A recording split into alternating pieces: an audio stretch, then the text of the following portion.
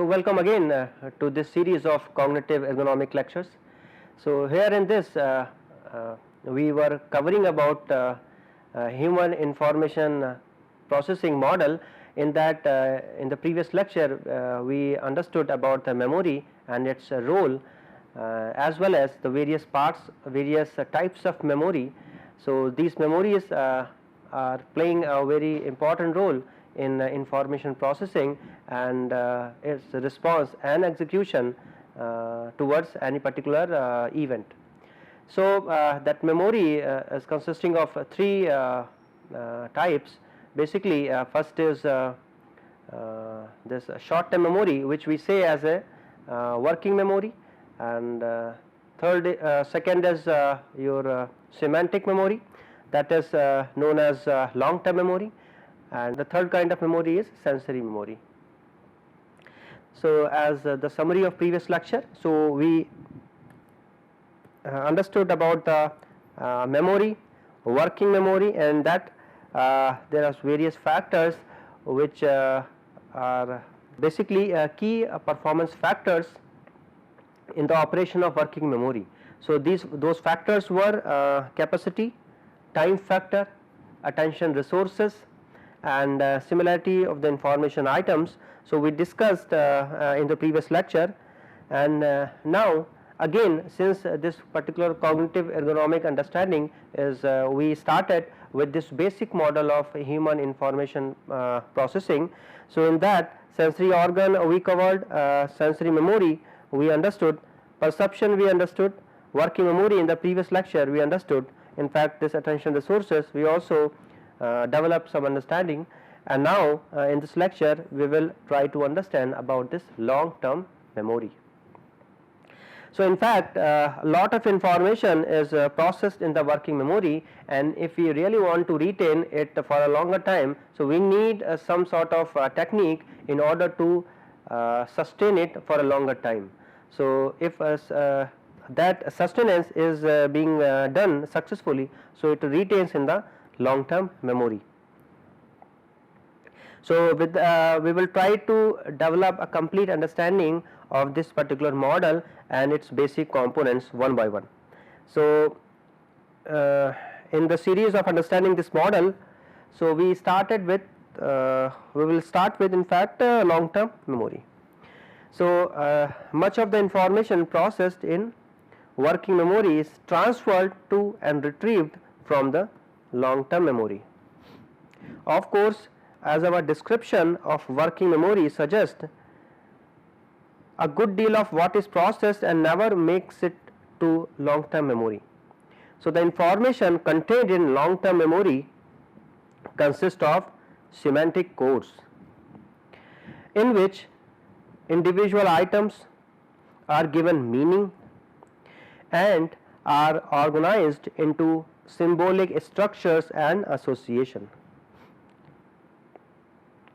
The structures and association have been developed through learning and experience. So this particular structure and association is developed through learning and past experiences. And their organization allows for new information to be added. So one possible model of long term memory is I am going to show you in the next slide, is that of semantic network. So what is it? This is just one kind of possible model of long term memory as a semantic network. So this is a kind of semantic network. So this model emphasizes the associative nature of its content. As you can see from this particular branches, this is we can treat it as a like if you want to recall this particular world. So what we need to do, we need to plot a particular tree.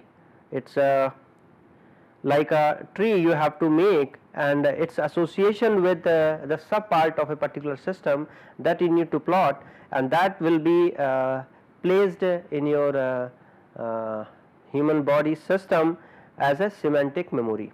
So, this particular plant is discriminated as a trees, shrubs, flowers, grass, and this tree is itself as a sub branch of that, deciduous and evergreen, and shrubs deciduous and evergreen, and flowers annuals and perennials, grass as a green and needs mowing.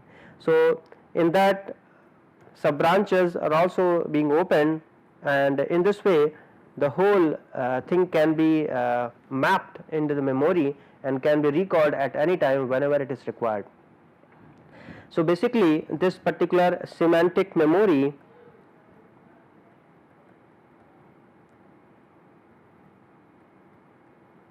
is used to store facts, figures, and any it can store any information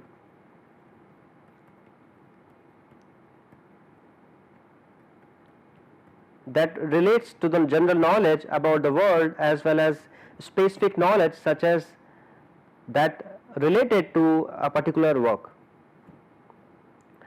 So, basically this long term memory includes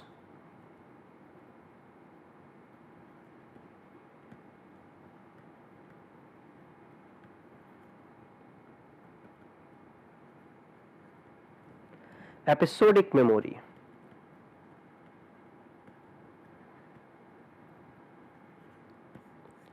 This particular episodic memory refers to the memory of important events and episodes in a human's life, such as like birth or death of a particular person, which is in close relative of a particular individual.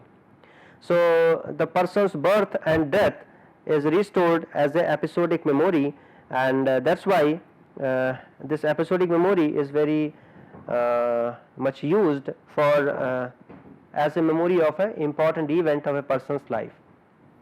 So, here types of long term memory we can categorize as a semantic memory and episodic memory.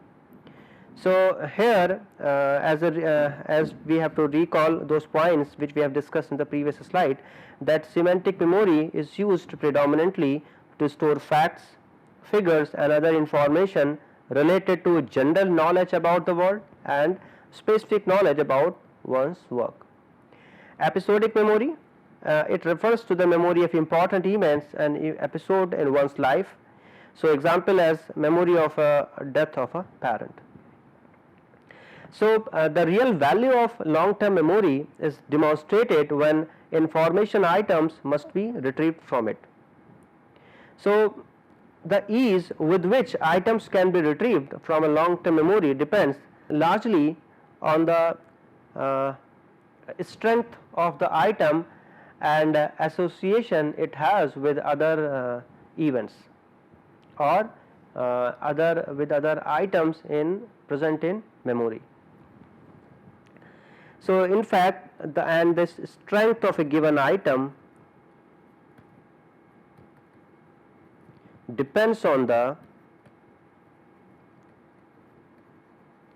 frequency with which it is used. Like how many times are you retrieving and processing this information in a certain period of time. So, that is also like how recently and how frequently that particular information is being used by a human, that is also depending on to enhancing the strength of that particular event in that memory. So, the higher the frequency, higher the frequency and in fact recency of use, the easier easier it is to retrieve.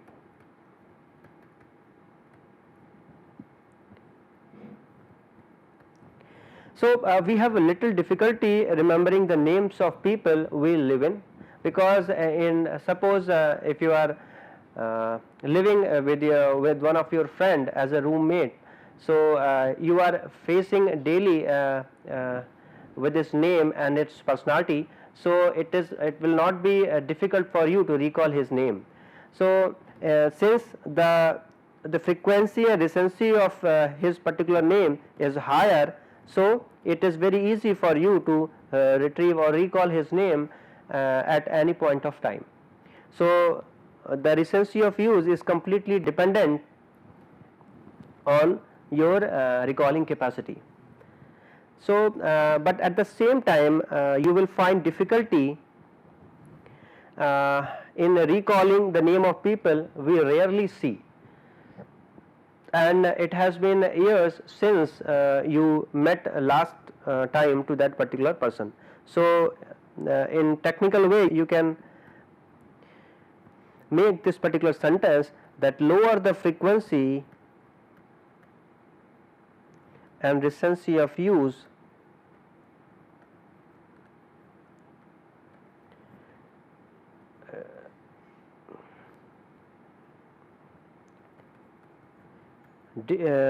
difficult it to be, more difficult it to be retrieved. So, these two sentences we can make, and this is just but obvious thing, but in order to understand this long term memory and memory part, we need to in fact correlate with your daily basis activities, so that these things could be retained in your memory, the various parts of this ergonomic course. So, you have to keep on revising, and those the content that we are discussing here, we are sharing here. So, you should that particular course it will be convenient for you to recall at any point of time.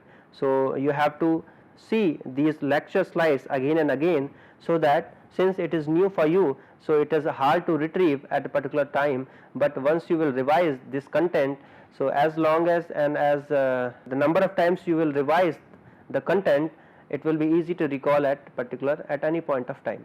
So, this you have to think in this way, and so that you can relate this particular learning with your daily life situations also. So, this long term memory I am finishing here, and before closing this lecture, just as a fact, that do you know that dreams carry more weight and meaning than our conscious thoughts while awake. So, 70% of your dreams contain secret messages. And in continuation with our recalling or the history of cognitive psychology and ergonomic part, so I have put the contribution of one scientist which has done his part in early 20th century, the Wolfgang Kohler. So, Wolfgang Kohler was known for his early criticism of the characterization of problem solving.